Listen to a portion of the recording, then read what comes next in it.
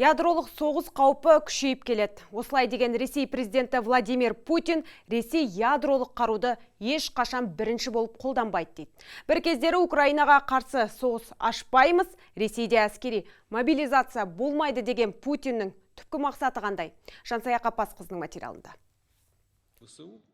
Ресей президенті Владимир Путин Украинадағы соғыс ұзаққа созылуы мүмкін дейді. Айтуынша, арнайы операцияның нәтижесінде Ресейде жаңа территориялар пайда болуы тиіс. Алайда қақтығыстардың нақты қай уақытқа дейін жалғасатыны белгісіз. Және де Путиннің айтуынша, Ресей ядролық қаруды бірінші болып қолданбайды, тек қорғаныс мақсатында пайдалануы мүмкін. Мы с ума не сошли, мы отдаем себе отчет в том, что такое ядерное оружие.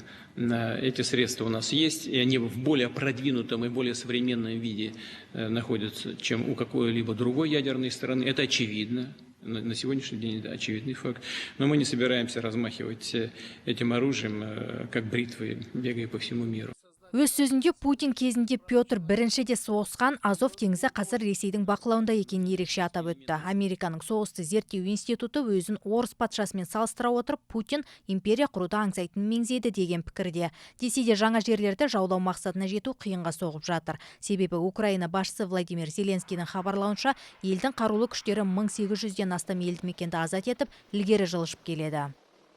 Біз 1888 елді мекенді азат еттік. Бірақ оккупацияда әлі осыншаға жуық қала мен ауыл бар. Бұл дегеніміз қазір Майдан алаңында миллиондаған адамның тағдыры шешіліп жатқанын, сол миллиондаған адамды құтқаруға болатынын білдіреді. Біз бір адамды болсын Ресейдің қарауына тастап кетуге құқығымыз жоқ. Шетелдік басылымдар тарапынан жылы адам атанған Зеленский осылайша келесі жылы бейбітшілік орнайтынына сенім білдірді. Алайда НАТО бұл пікірмен келіспейді. Ұйым өкілдері Ресей қысқа мерзімге қақтығыстарды тоқтата тұрып, күш жинап көктемде ауқымды соққы жасайды деп болжап отыр.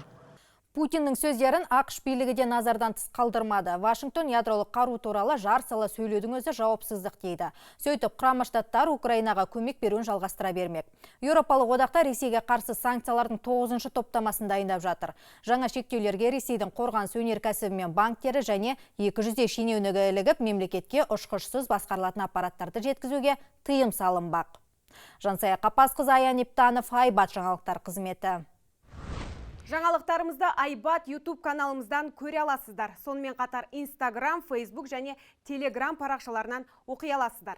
Ең қызық жаңалықтан қалыс қалмау үшін қоңырауды басып, пікір қалдырып, достарыңызбен бөлісіңіз.